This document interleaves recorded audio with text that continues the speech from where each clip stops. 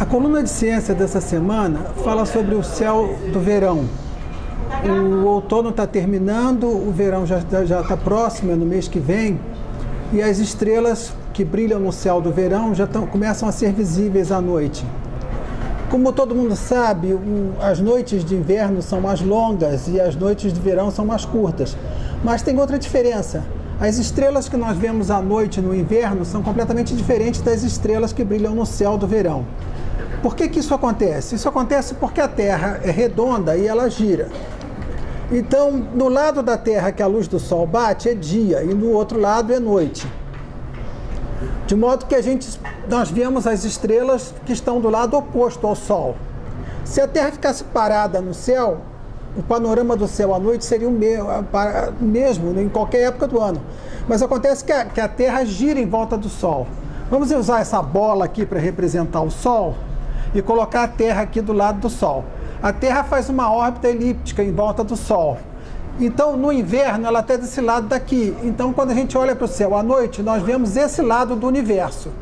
Já 6 meses depois, a Terra deu uma volta, uma meia volta completa na sua órbita, e está do outro lado do Sol. Então, é verão, e quando a gente olha para o céu à noite, vê as estrelas que ficam desse lado daqui, em oposição às do inverno, que ficam desse lado.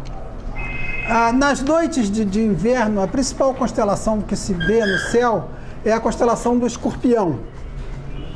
Se você olhar para o céu em junho, julho, assim por volta de umas 9 horas da noite, essa constelação aqui vai estar no céu bem acima. Ela é caracterizada por uma estrela vermelha muito brilhante, a Antares. Antares quer dizer anti-Ares. Por quê? Porque Ares em grego é Marte. E o brilho vermelho da Antares rivaliza com o brilho vermelho de Marte nas noites de inverno. Essa estrela Antares ela é muito grande, ela é 300 vezes maior do que o Sol.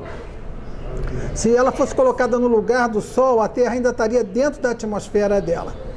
Agora, no verão, o panorama muda.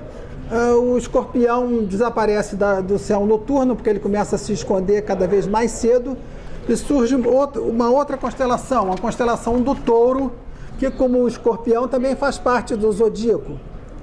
Esse céu de verão ele é bem mais interessante que o de inverno. Por exemplo, no lugar de ter 2 estrelas vermelhas, uma estrela vermelha, como é a Antares, no caso do inverno, ele tem 2. Ele tem a Aldebaran, que fica aqui na constelação do Touro, e tem a Betelgeuse, que fica do lado na constelação do Órion. Esses nomes vêm do árabe, porque os árabes usavam essas estrelas como marcos de navegação quando eles atravessavam o deserto. Betelgeuse, por exemplo, quer dizer a casa de Gêmeos, porque ao norte dela fica a constelação de Gêmeos, com 2 estrelas brancas muito parecidas, a Cástor e a Pólux. E a Aldebaran é outra estrela gigante, ela está mais ou menos a 60 anos-luz do Sol. E ela é 60 vezes maior do que o Sol, é um pouco menor do que Antares.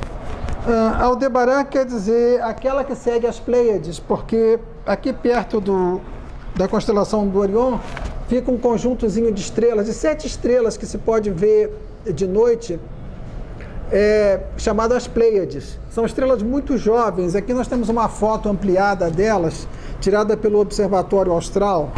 Essas 7 estrelas, elas têm o nome das filhas do gigante Atlas: Alcione, Electra, Merope, Pleiona, Taygeta e Maia.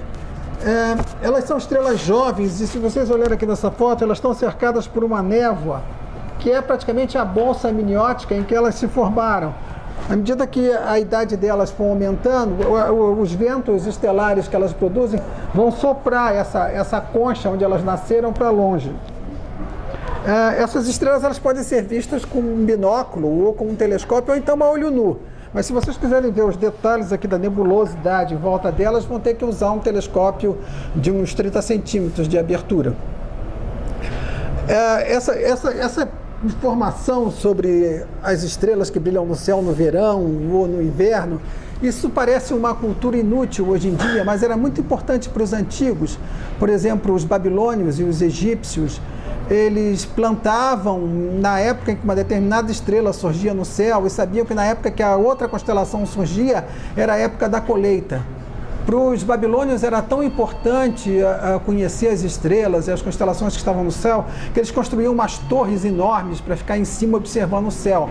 O que deu origem a uma lenda interessante, quando o rei Nabucodonosor capturou os hebreus e levou os hebreus para a Babilônia.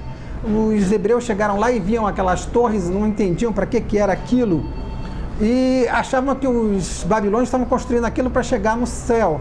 E daí surgiu a lenda da Torre de Babel. Hoje em dia nós sabemos que aquelas torres que existiam na Babilônia são observatórios astronômicos. E nós conhecemos bem mais sobre as estrelas. Se nós pudéssemos viajar até uma estrela como Betelgeuse, nós veríamos uma coisa assim: um grande globo incandescente com uma outra estrela companheira ao lado dele, e as duas unidas por uma ponte de fogo, porque a gravidade da estrela companheira atrai a matéria da estrela gigante, formando esse arco de chamas no céu. É uma coisa que nós sabemos devido à observação espectroscópica, à observação com telescópio. Mas quem sabe, no futuro, os astronautas poderão viajar para lá e até fazer turismo em lugares assim, com essa bela paisagem no céu. Na semana que vem tem mais.